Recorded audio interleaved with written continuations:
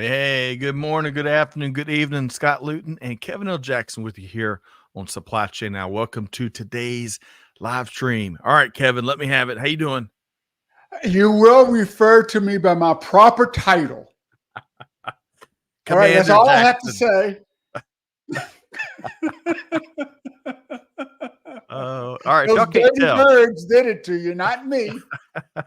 if y'all can't tell, to let you in on our little not so inside joke, Kevin, of course, is a huge Washington Commanders fan. We had a little friendly wager when the Commanders played the Falcons a couple weeks ago, and the Commanders put it on the Falcons. So I had to hang the banner. Hail to the Yes, chief. yes. So congrats. You can kneel off screen. That's fine. You can make me be like the old Superman film when they hunted the three bad guys that wore black. They were hunting the president kneel before him. So we're gonna have a Hollywood moment. But anyway, Kevin, all that Yes, aside, congrats, and it was fun. It's fun to do these kind of things, and I appreciate you being a good sport about it. yes. I appreciate you also. As Thank long you. as Thank you, and your Falcons for losing. All right. Well, yeah, hey, thank folks, you, Falcons, for losing. Yes.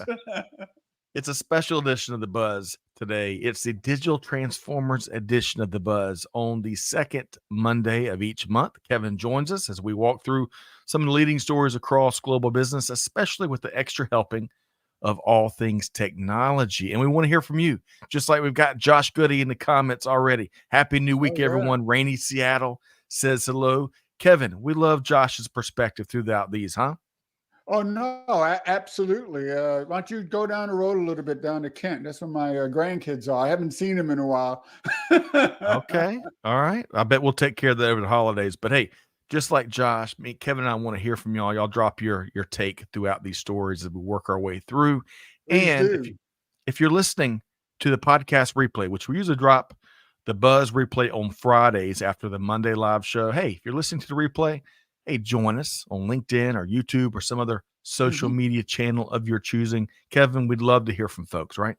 Yes, absolutely. I always learn from the audience, especially during these the live broadcasts here. The interaction is just amazing, and they bring it That's right. every week. They sure do. They sure do. All right. So we're going to dive right in. We got a lot to get into here today beyond Commander Jackson's team's supreme prominence. But let's dive into some resources, folks. Y'all know that we really were here to equip you with resources to help you make better decisions, help you and your team succeed on a heightened plane, right? A whole different Yeah. universe. So, I want to start with making sure you're all aware of the U.S. Bank Freight Payment Index for Q3 2023 that was released a couple weeks ago. You can find from this treasure trove of data, you'll find a lot of actionable insights and perspective from the front lines, folks out there moving freight across the country. So you can sign up for this resource. It's free. It comes out once a quarter.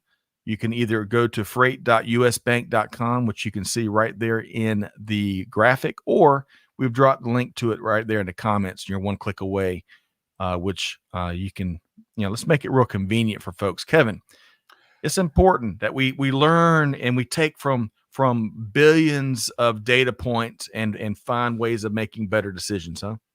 I think it's more important to learn if all of that weight that's being transported is turkeys. Well, Kevin, did you know, speaking of turkeys and data points, did you know that turkeys this year, I read last week, they're about 22% cheaper than last year? Oh, that's good. That's excellent. Isn't that How great about the news? ham? Or maybe like duck. You ever have duck for Thanksgiving? That's I, I have not. I have not had duck, but ham is up a smidge and beef is up a good bit over last year. So, mm. as I shared that via social, I can't remember who it was. It could have been my dear friend Michael. He said, "Looks like turkey for us." So, The all right, bird's folks. always on the table, that's for sure. That's right. The glory bird, as we used to refer to it. All right. I Hey, haven't rain. seen did you see the presidential pardon this year? I missed that. You know what? I bet it takes place this week, Kevin, is my It's hunch. this week. Okay. It's this week. That's an important that's very important item on the calendar there. That's right. Pardoning turkeys. Yeah, I love the annual tradition of pardoning Congress. That's good to do, Kevin. Don't All right. talk about that. Oh wow, that's a Kidding whole aside, different conversation. that's right. We're gonna push all that aside and have a little fun and keep going. Hey, Rainer, let me know. Hello from Germany via LinkedIn. Oh, Great to see guten you here. Morgen. No, guten Tag, I guess. Oh yeah, evening. That's right. They're over dinner probably. Yeah. Ratis from Latvia. Oh, Saviki. I think I said that right. That's Latvian for hello, Kevin. Do you think I said that hello. right? Yeah. Close. I've never been to Latvia. Okay. It's one of I'm the gonna few try places you that. hadn't been. Oh yeah. Well, you just went for one of those beautiful places in the country. You and your son. Yes, Kevin, don't blow my cover. I'm gonna share more once I can put all these images together. But yes, we just got back from Jackson, Wyoming, and it was an incredible trip with Ben and I. So more to come on that. Hey, Kevin, speaking of, we're catching up on a variety of levels today, but I want to make sure, speaking of resources, kind of bringing it Mhm. back, we've got a great live stream tomorrow, November 14th, where you ever want to find ready money, Kevin? Wouldn't that be a nice notion to find some ready money? Yeah, like poof, right in front of you. A big Right. So, pile. oh, I love it. So tomorrow, folks, join us live as we learn more about how Sumitomo Corporation of America, well, how they turn inventory into ready money. So Greg and I are looking forward to hosting that conversation at 12 noon. And folks, as always, you got one click away. You want to join the live stream, click that link there in the comments and come on and join us. Josh says he's got a great ginger duck recipe. That being Oh, said, Dutch oven apple cobbler, scallop potatoes, and bacon wrapped wow. asparagus are all Thanksgiving favorites in my house. Kevin, See, I told you that duck was great. if Josh says it, you can take it to the bank, especially if Josh and Kevin both agree. So I Thanks will for check. backing me up there, Josh. So on a much serious note, we're talking food and of course Thanksgiving time. I think a lot of us are real grateful for the opportunity to eat good food and be with family and in nice warm homes wherever you live. Well, there's a lot of folks that aren't able to do those things. And Kevin and I both want to call attention to this week, which is always intentionally, from my understanding, the week before Thanksgiving. Mhm. It's Hunger and Homelessness Awareness Week here in the States. And it runs from November 11th through the 18th. Y'all can learn more at this site here, hhweek.org. It's promoted and organized by some very reputable nonprofits, to include the National Coalition for the Homeless. And Kevin, I want to share just a couple. I'm not gonna hit all these because these are Oh, really wow. staggering factoids, but let me pick a couple here. Here in the States, 37.2 million Americans live below the poverty level. 580,000 Americans are homeless on any typical night. And then, taking it globally, sadly, almost 800 million people worldwide do not have enough to Yeah, eat. And then that's terrible. it's awful. 6 children die each minute globally of a hunger related disease. And folks, you can learn more at hhweek.org. Let's find a way to change some of these terrible, terrible factoids. Kevin, your response when you see some of this and the overall theme. Well, it's really important to think about others, not just during the holidays, but year round. I mean, when your stomach is growling, it doesn't care if it's the week before Thanksgiving or in May or April, right? It's still hunger. So support the homeless, support those that need help. They're not there most of the time. It's not to any fault of their own. It's Right. outside forces that they have no control over. So remember that, and Yes. be thankful. Yes. Be thankful because I tell you, it's certainly a blessing for all of us that do, able to do these things during the holiday season. But if you're in a position where you can act and support others, whether you get involved in the Hunger and Homelessness Awareness Week, which we've dropped the link there in the chat, or your hometown nonprofit or food bank, or just taking care of your neighbors. Sometimes your neighbors are dealing with some terrible burdens, and how can we do a simple good deed that makes their day or their week easier? So important. Okay. Well, thank you, Kevin, for leaning into that, and thank you, team, for dropping the link out in the chat so we can all learn a lot more. Can also one thing that I didn't see you or talk to you on Saturday, but happy Veterans Day, and thank you for your service. Kevin, likewise, you as well. As many folks know, you're a former naval aviator. I was a data analyst in the Air Force, and we have a good-natured rivalry between the Navy and the Air Force here. But Kevin, when you mentioned that, I talked to my son over the weekend as we were traveling to make sure he understood the differences between Veterans Day, Memorial Day, and Armed Forces Day. And really, Veterans Day is meant to celebrate all the veterans that have worn the uniform, and it's a much different day than Memorial Day. And it's important, Kevin, that folks understand and lean into those differences, right? Yeah. Also, it's important to note, where the origin of Veterans Day. I was talking to somebody about that. It was the 11th hour, the 11th day of the 11th month, the last day of World War One. The war to end all wars. That's so Veterans Day is not just in the United States. So it's important to note that as well.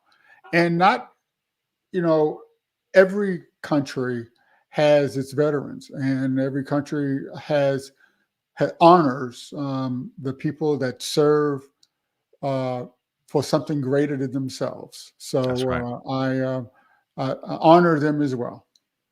Well put. Well put. A lot of folks out there living a life of consequence, to quote Kevin L. Jackson from a year or two ago. One of my favorite quotes you've dropped here on us. All right. One last note before we get into our first article here, because T Squared up in the Baltimore area, great to see you here, Tyrone, says corn pudding, green bean casserole, sweet potato casserole with pineapple sets it off nice. Kevin, we got to go eat now. Well, what happened to supply chain child? It's coming back with a vengeance, Kevin. It's coming. All right, folks, let's get into the first of 4 stories we're going to tackle here today. And we're going to be talking about a quick update on a cyber attack at DP World, Australia, which there is one of the country's largest ports operators. According to our friends over at Reuters, cyber attack had caused the company to pause all operations for some 3 days, Kevin. We're talking pausing all activity related to managing about 40% of all the goods that come in and out of Australia. That's word yet. That's a lot of money there. Jeez. Man, how about it? No word yet from DP World in terms of any related ransomware demands. Some companies don't make that public for a variety of reasons. But Kevin, as we've been talking, it feels like for decades now, I'm afraid we're going to be seeing a lot more of this type of disruption in the months ahead, especially for those organizations that don't prepare with a sense of reality. Kevin, your thoughts? So we just celebrated, as a word, Cybersecurity Month, right, in October. And on November 3rd, research by IT Governance reported that there were 114 publicly disclosed security incidents in October.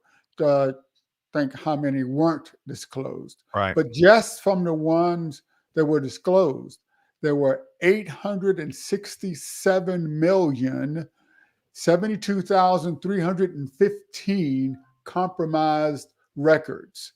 And that brings this year's total to, drum roll please, over 5 billion records have been compromised this year.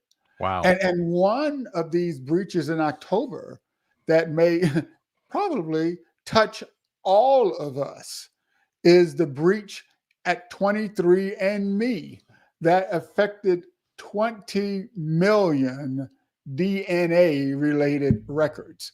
I mean, we're all linked through DNA, aren't we? That sounds like a really bad Hollywood movie plot, Kevin. Jeez. Well, and also going back to a veterans theme, and those numbers, those staggering numbers you're talking about. No one's immune. A couple years No back, one. I recall getting a letter in the mail from the Department of Defense and the Personnel Center. This is probably about 5 years ago, I believe. The Yeah, Personnel yeah. Center for the Department of Defense had been compromised, and a lot of service members' records, not DNA, but service Yeah. member records had been compromised. How about Yeah, I that? got one of those too. Yep. No fun, folks. So, hey, the good news here, though, the good news here on the heels of October, which Kevin mentioned was Cybersecurity Awareness Month, we've got opportunities to prepare. So if you haven't been hit hard, you've probably been hit. I think it's safe to say, Kevin, every Yes. organization has been hit. It's just to what degree. Is that a fair?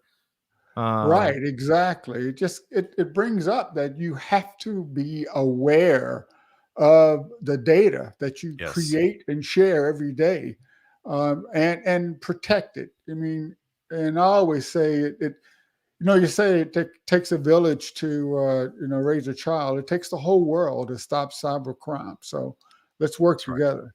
That's right. And unfortunately, there's going to be a lot more opportunities for working together based on all the bad growth rates we're seeing in terms of what bad Yes. actors are doing.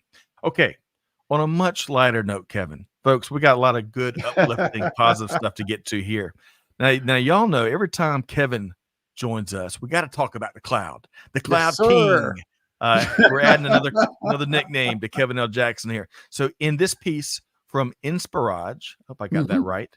We're talking cloud-powered compressed digital transformations that are helping to revolutionize rather global supply chains. So, Kevin, tell us more. And I like that graphic, by the way, the cloud and plenty of things plugged into it. Tell us Yes, more, Kevin. absolutely.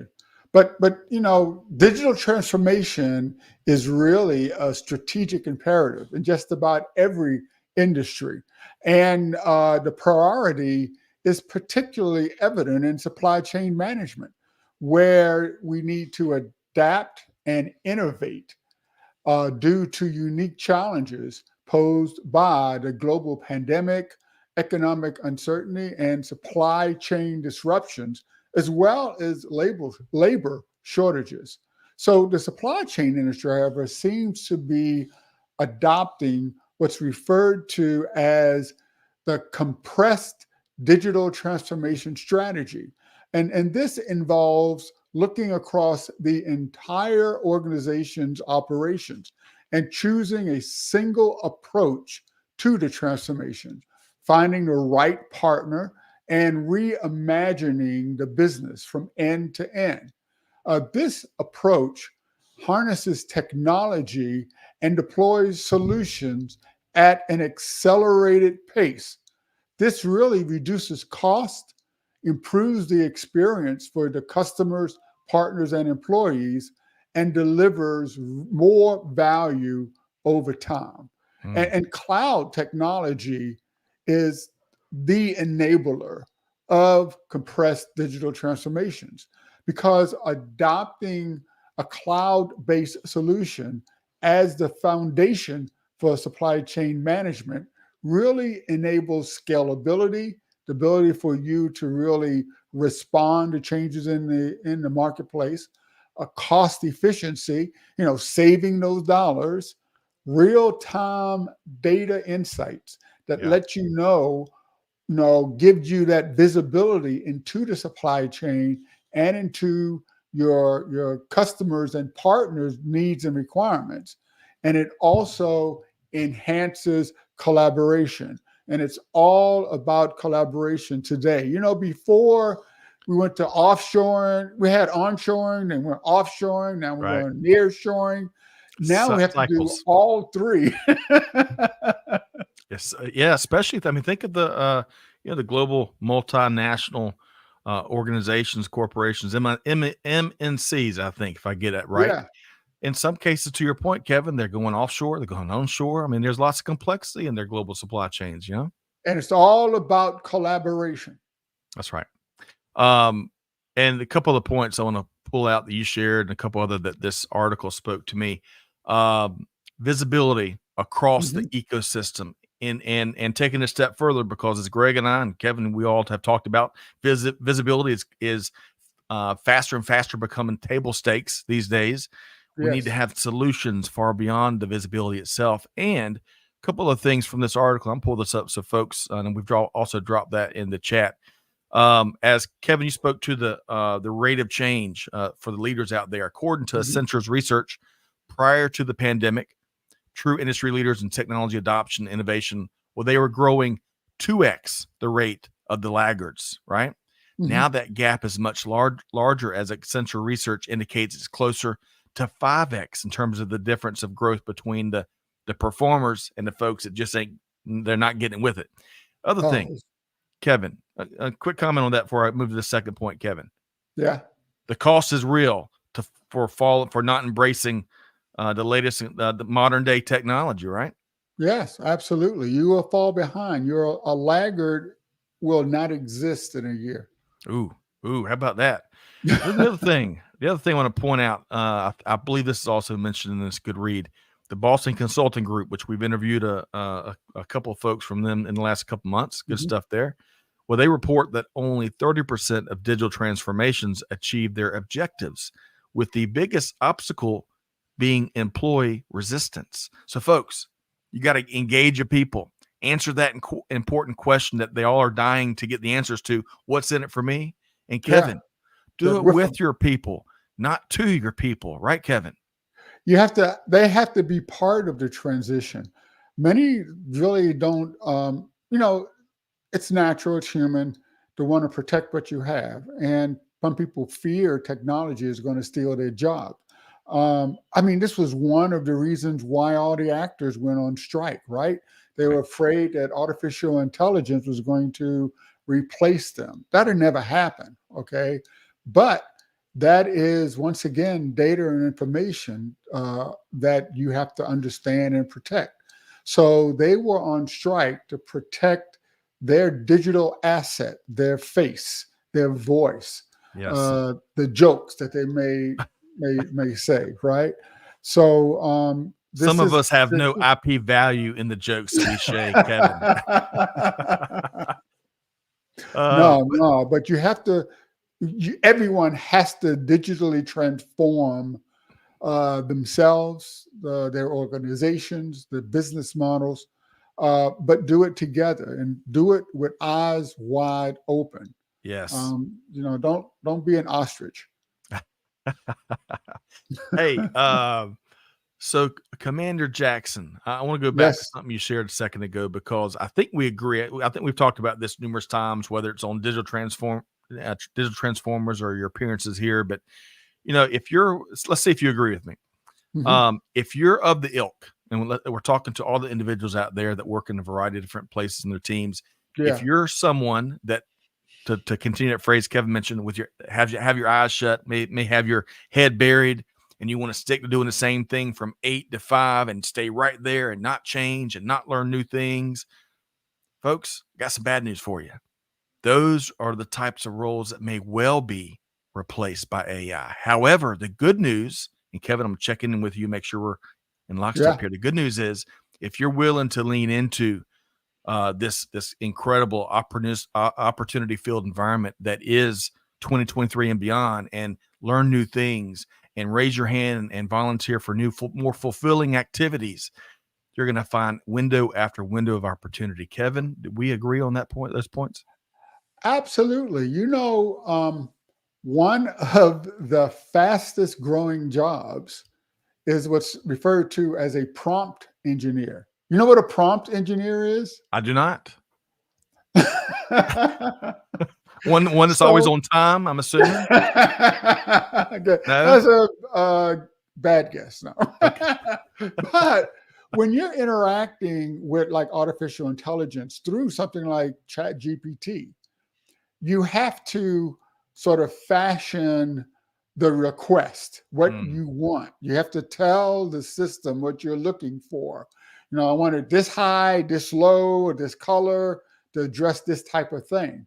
And the text that you put into the search bar or the query bar is called a prompt. All these years where you've been putting these texts in Google in order to find something, you are practicing prompt engineering. And now it's even more important as you are prompting artificial intelligence to give you information or to create something or to find something or to augment your own capabilities. That job position is a real job, is a prompt engineer. And they're pulling $250,000 per Wow. year salaries. That'll buy a lot of turkeys or ducks or whatever you want for Thanksgiving, huh? Yeah. So all that work all that practice of trying to find something on Google or Bing is going to pay off. That's right. I appreciate you sharing that, Kevin. I really do. That's a great example of what we're talking about. Hey, a couple of quick comments. Masawer, great to have you back. It must be homecoming today here at Supply Chain Now on the Buzz. Hello, team. He says, glad to have rejoin you after a couple of weeks via LinkedIn. Great to see you, Masawer. Rainier says, give a vision to the people that they won't lose their jobs and make them partners for future development. Then we are faster with innovations. I love that vision. And everyone benefits. Yes, everyone. Yes, great point. Everyone benefits. And Josh makes a great point too. Hey, closing your eyes won't stop that train coming. Opportunities are everywhere, and it may take a few classes, but I promise it isn't as doom and gloom as it seems. Josh, love that and what Rainier shared. I like the vision. Yes, I do too. It's practical optimism, right? That's very accurate if folks lean into it, right, Kevin? Yes, absolutely. I mean, you can't stop the future. It's coming, whether you want it or not, just like that train. All right. So let's see here. Kevin, I mentioned digital transformers a couple minutes ago. The beat goes on, the train keeps on, the express train that is digital transformers keeps on cranking out great content. Episode 70 was recently released, and you sat down with a business leader from AT&T Business. Tell us more. Yeah, I had the opportunity to interview Rich Bates. He's the AT&T Chief Information Security Officer. And it was fun. We discussed the future of digital security and risk management. We learned about the role of culture, really, in shaping cybersecurity practices and the impact of cutting edge technologies like AI and quantum computing. I'll tell you, he was just so full of information. He used to work with the CIA, actually. So, and he didn't tell me any secrets. That's why I'm still here. But you need to check out the show, Digital Transformers. And Wonderful. episode 70, hey, before you know it, it's going to be 100. You know what? Talking about things we should be grateful for and celebrate. 70 episodes of any podcast series is a tremendous accomplishment. I think the average in this industry, this growing industry where there's over 3 million podcasts and more every day, everybody got a podcast. Right. And you know what, Kevin? We love that. The democratization of voices and views and walks of life and all that stuff. That's so important. However, Kevin, the majority, most of those 3 million plus don't have more than 10 episodes because it's tough to make content that resonates and for all the work that goes into it. So kudos to you and the Digital Transformers team. And I'm looking forward to checking out this latest episode, Kevin. Thank you. I'm trying to catch up. What are you guys at? Like 1,015? Oh, geez, you got many shows on the air. Hey, it's not a race. It's not a race. It is a collective journey, right? To help so many people out there. And while we do that, enjoy the conversations that we team up on. I really enjoy it, Kevin. Makes my day. But going back to the numbers, I'm curious where we are too. So Amanda and Catherine, big thanks to both of y'all behind the scenes. Let us know. I'm not sure what episode number. 1195. Oh, really? 1195. Okay. Wow. Man. Hey, looky here. Oh, we might have just lost Kevin. Okay, these things happen in live shows here. So, folks, you can learn more about Digital Transformers. They got one click there. You can lean into that latest episode with AT&T Business or some of his previous episodes now that we've hit 70 episodes, man. And Masawer, this is outstanding. As of last week, Masawer says he has started his course on prompt engineering for ChatGPT. That is outstanding, Masawer. Let us know if you're enjoying it and what you intend to do maybe after you've completed that course. What's next? Okay. So as Catherine says, Kevin was so shocked with the number 1,195 that he just disappeared. So we're working hard to get Kevin back. All right. While we do that, I want to throw a question out there to our audience around the globe, right? End of year means so many different things for so many folks, holidays and the season when it comes to retail. I want to get you. Oh, there's Kevin. Hey, you're back. Well, I couldn't stand that. I 70 versus 1195. I'll never make it. Oh, but you're already there, Kevin. You're already there in so many ways. Hey, right as you were coming back, I was about to pose a question to our audience because I want to start. Yes. I started this last week, and I want to continue to gather points of view and perspective from folks across the globe. So, what are some of your simple predictions and projections and prognostications as a synonym day here when it comes to this retail season? What are you expecting as we got 45 days through the end of the year, and then of course the returns season starts. So if you have any bold predictions, share them here in the comments or put it on Supply Chain Now social media. We're going to be gathering those over the next week or two. So Kevin, now that you're back, I'm about to move to our third story here today, but is there any bold prediction that you want to make for this current retail season, or do you want to share that later? Any bold prediction? I'll there right now. The end of Black Friday. Okay. There's Tell me no more Black Friday because Black Friday is every day. All you got to do is go right on your laptop. Why are you going to, go out late at night after you've eaten your turkey and, because you want to catch the first sale at 0001 on Friday morning and fight with all the people, get your hair pulled out and your wig snatched just to go buy something where you can just sit on your laptop or your desktop or your phone and buy anything you want from anywhere at any time at a cheaper price. What's the purpose? Sorry, you had me having your wig snatched. I'm sorry, Kevin. I didn't see that one coming. Amanda is dropping in our production chat here, and she's referencing smearing, which is a term out there that really talks about how the holidays are getting lengthened. And Amanda says Black Friday, according to Walmart, started last week. So it's not one day, it's weeks now because many retailers are pushing out all that activity from certain days and certain very defined time frames, and we're bringing it, smearing it across weeks. So Kevin, I like your prediction. And I think a lot of folks, I think that resonates with a lot of folks. I've got some dear family members that it's like a tradition for them to get together and get out in physical brick and mortar on Black Friday.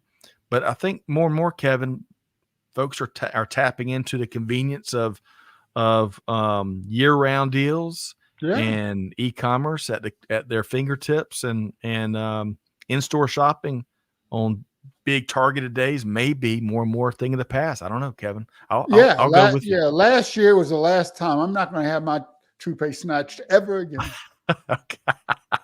All right. Oh gosh, Kevin, you never cease to surprise me. I never know exactly what Kevin's going to share. All right, so let's move right along. Now that we got Kevin back, I want to share this next, our third article we're getting into here today. We're talking about manufacturing, which of course is, many of our listeners out there may know, it's one of my favorite topics, one of my favorite aspects of global industry.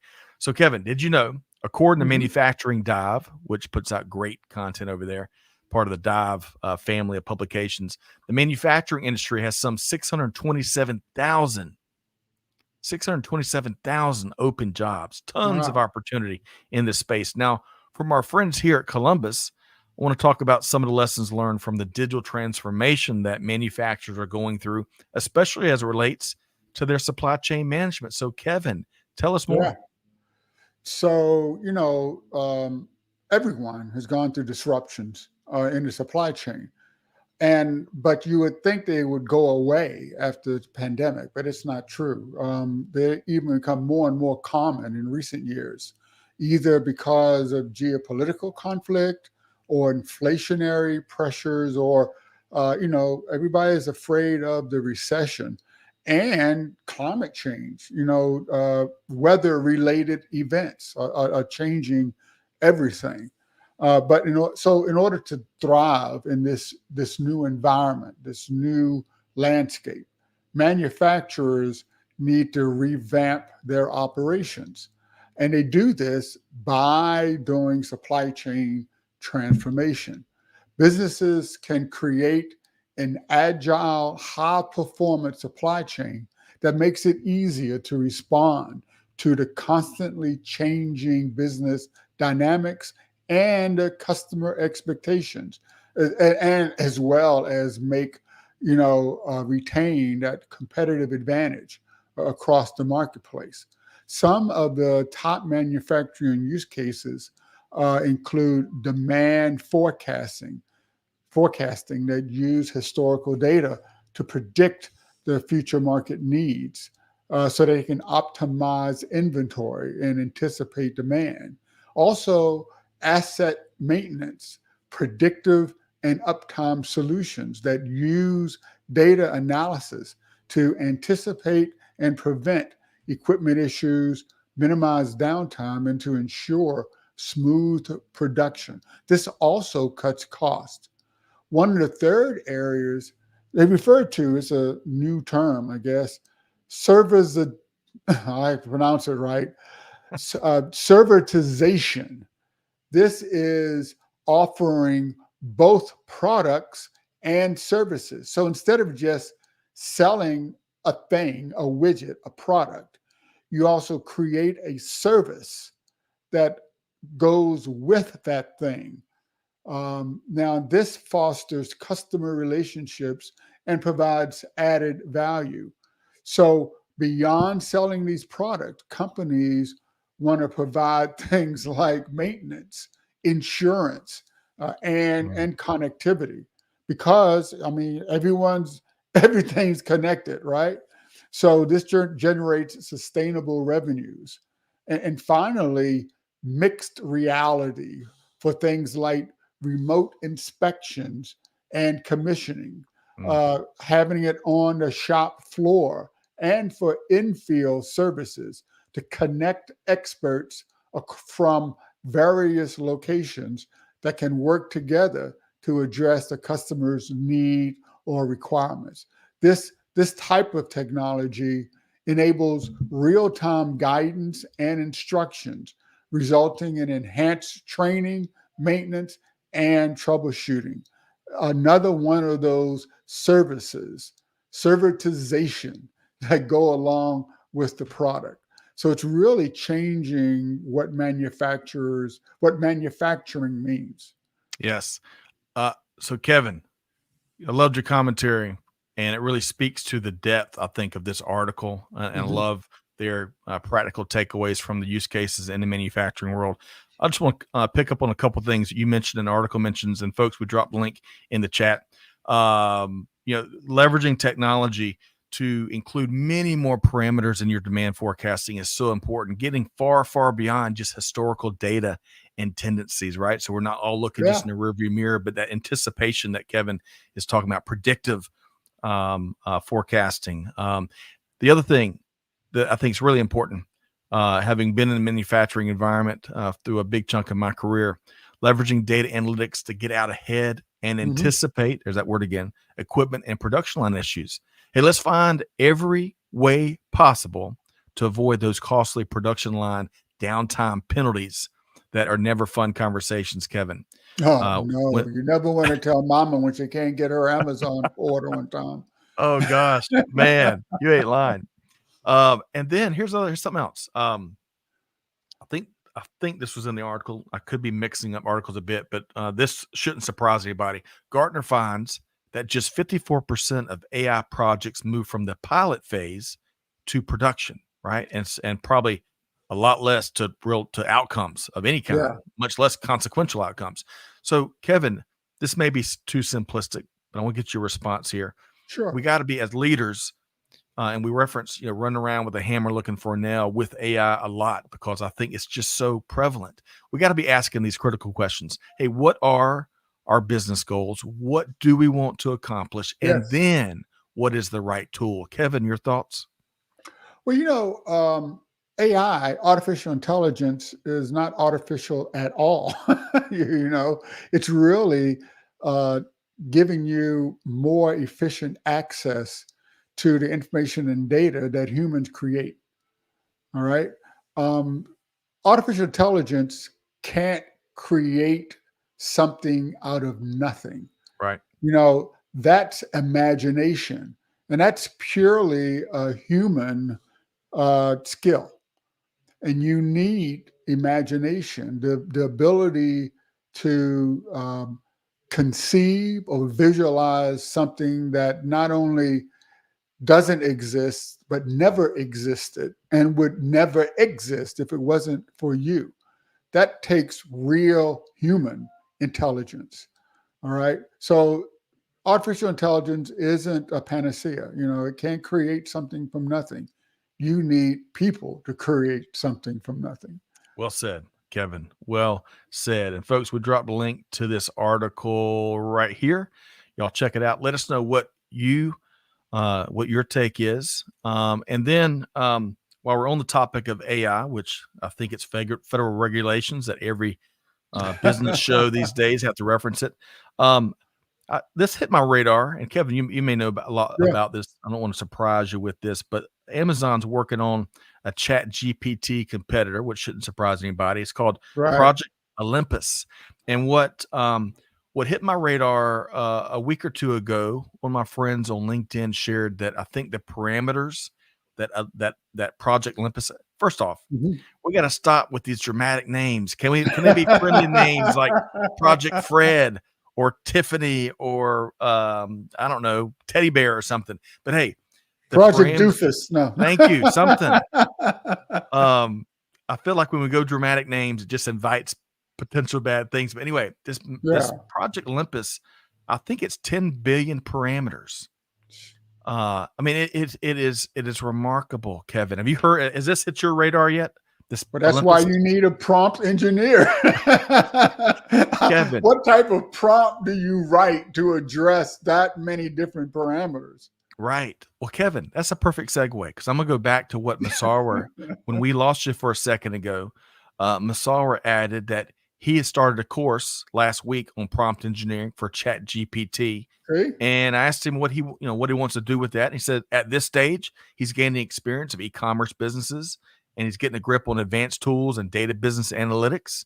And in the near future, he's starting his own initiative of fresh food business utilizing e-commerce and technology. Kevin, how cool is that?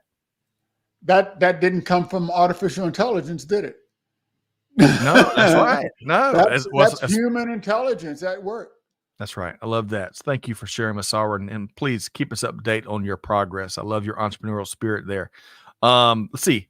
Hey, Peter Bolay, all night and all day, is back with us. Hope this finds you well. PB says, hey, good afternoon, folks. I've been saying that for years. Now the same for all systems. Human hands load the starting point. All AI is based Yeah. off of initial human input. Kevin, that's like your love language. Peter sharing there, huh?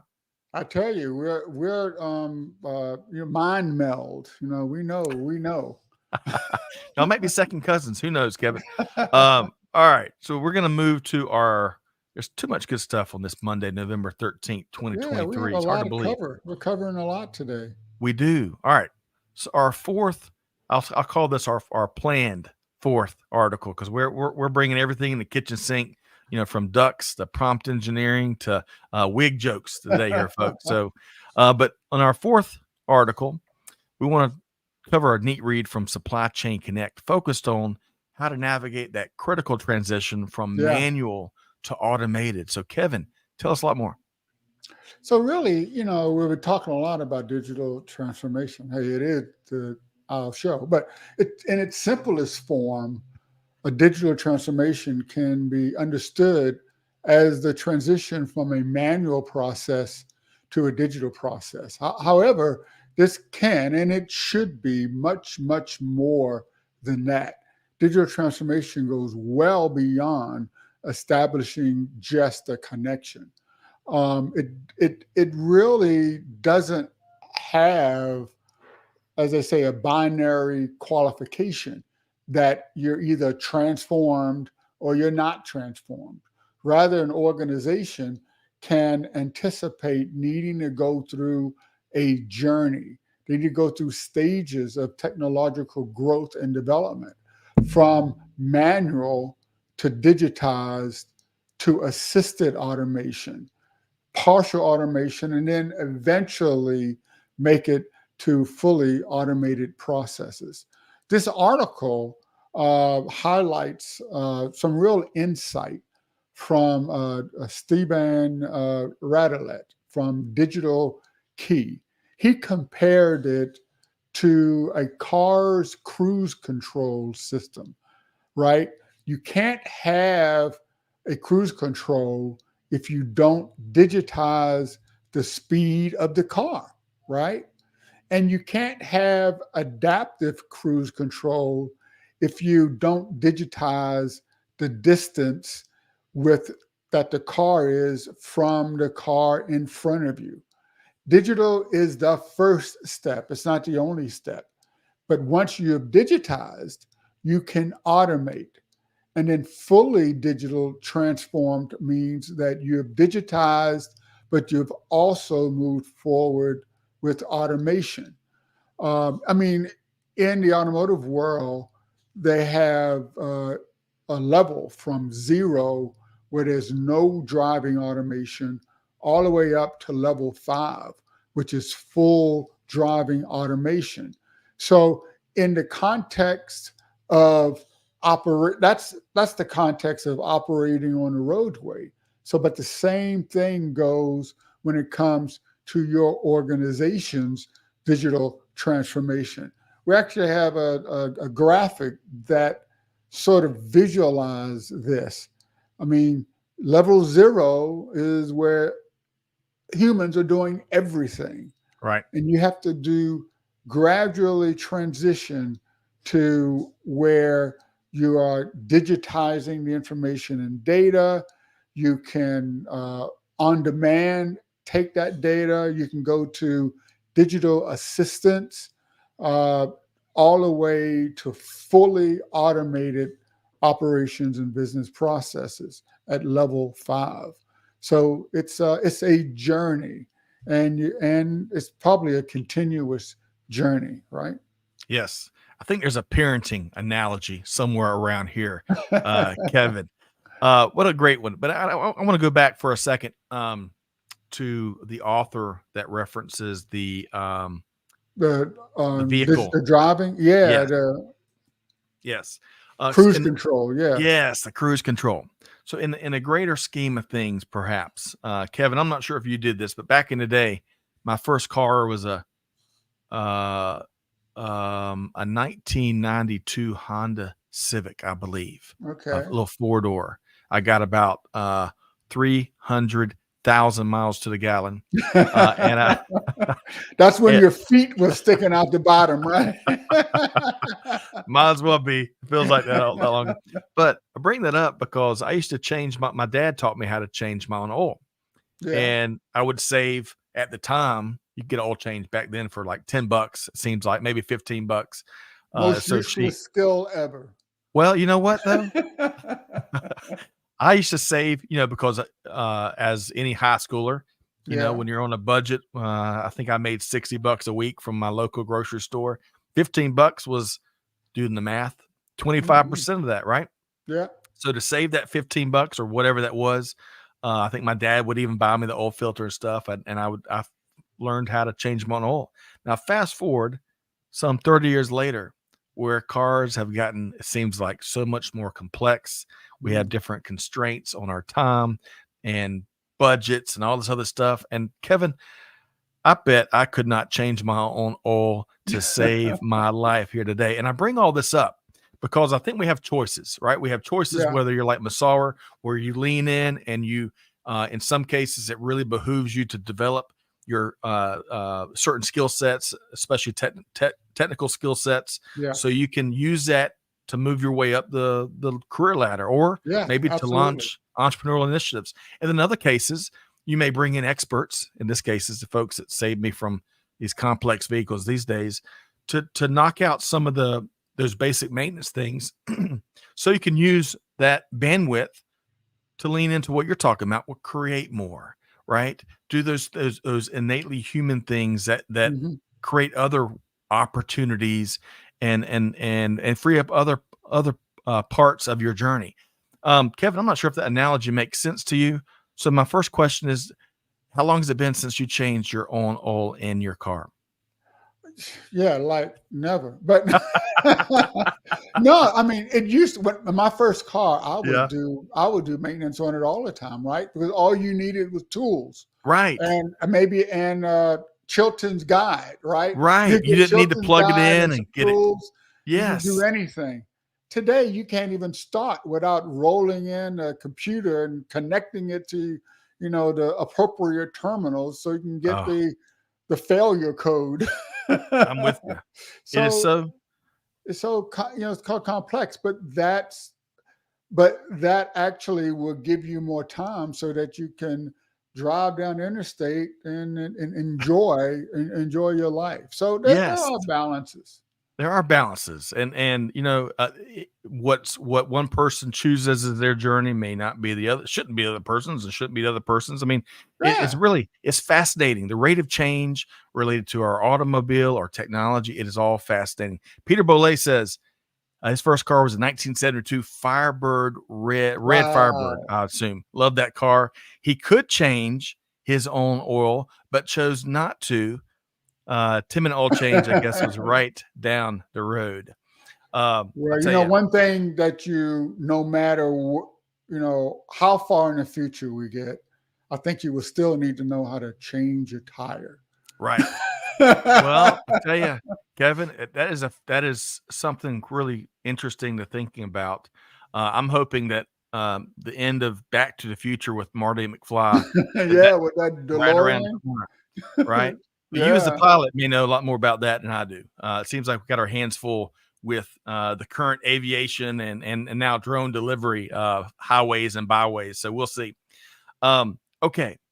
What a fun episode of the Buzz here, the Digital Transformers edition of the Yes, Buzz. yes, great.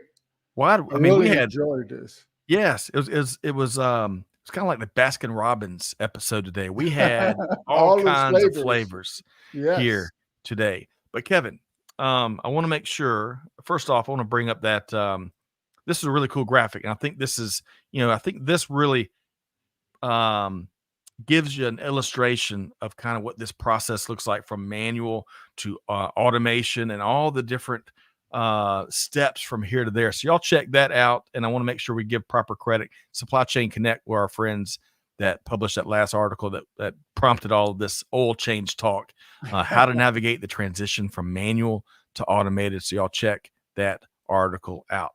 By the way, Peter says, "Hey, Kevin, it's been a while and you're looking good, my friend." He likes your Washington Commanders giddy up there. Um, Yes. so, Kevin, Thank you very much. It's I mean, we probably won't see us in the playoffs, but we try. well, uh, the probabilistics analysis. Wait a second. It's Monday. The probability analyst in me says that the Commanders have a much better shot than the Falcons of making the playoffs. But what do I know? All right. So, Kevin, if folks want to lean into digital transformers or lean into all the other, from cloud to other aspects of global technology and leadership that you share and help educate and inform folks about and give your expertise and been there, done that perspective on, how can folks connect with you, Kevin? Yes, always on Supply Chain Now, right? Where we have our monthly show, and we're right here on the Buzz, the second Monday of every month. And next month on Digital Transformers, I'm going to interview an executive from SES Satellites. In fact, they just launched on a Falcon 9 yesterday. Uh, that they completed their constellation of 6 mid Earth orbit satellites to power their global O3B M Power system, which provides high bandwidth globally, over 98% of the world, Wow. including the oceans. So that's going to be on next month's Digital Transformers. And you can always catch me on Twitter or X at Kevin_Jackson and on LinkedIn, Kevin L. Jackson. Outstanding. And to make it really easy for y'all as well, check out the simple link in the comments to the last episode that we referenced about halfway through the show. So I love going back to the SES satellite story. I love Yeah. that. The digital divide is so real, and it impacts global society on so many different levels, and especially our kids. So I really am looking forward to getting an in-depth view of their great work. And I'll add this, Kevin. One morning, since you already let the cat out of the bag on the front of the show, when Ben and I woke up one early morning Uh-huh. there, and we were staying in Idaho, and then you've got the Tetons, right, the mountain range, and Yeah. then just on the other side you got Jackson, Wyoming. We woke up one morning, we were drinking our cup of coffee, and right at sunrise, the sun hadn't quite crested the Teton ranges, but it was up on the other side. You could tell. Mm-hmm. Well, there was a rocket launch of some sort, and Oh, and you could see it come straight up right over this mountain range, and it was a bit underreported. Kevin, I went wow. on X, I went on social media. What am I missing? But I couldn't find any news. So who knows? It could be maybe The it's a great. aliens. Who They were knows? leaving. They didn't It, come. They left. They were so disappointed in what they found, Kevin. They were so disappointed. But hey, all that kidding aside, it was a majestic view, and I look forward to sharing a lot more of Ben and my adventure together from last weekend. But Kevin, always a pleasure. Speaking of adventures, Thank you. appreciate what you do and appreciate how you help educate and amplify and inform and help folks navigate through these really uncertain and anxious times. There's always a better way if we go looking for it and leaning into the collaboration that you mentioned on the front end. So, Kevin, a pleasure to have you here on every No, I second just Monday. enjoy with our live audience. This is just awesome. Thank you for the I opportunity. agree. I agree. All right. So big thanks to Kevin. Big thanks to Catherine and Amanda behind the scenes help makes the buzz happen every single week. Again, every Monday, 12 noon Eastern time. Join us here for the live walkthrough of some of the leading business headlines from around the globe. Now we've got our holiday schedule coming up, but more to come on that. You can always find us across social as well. So with that said, you gotta, folks, I'm challenging you to take at least one thing of the truckload of brilliance that Kevin dropped on us here today. Take one thing, put it into action. Deeds, not words. That's where the outcomes come from. Your team will appreciate you for doing it. And on that note, Scott Luton challenging you to do good, to give forward, and to be the change that's needed. And we'll see you next time right back here on Supply Chain Now. Thanks, everybody. Bye, everyone.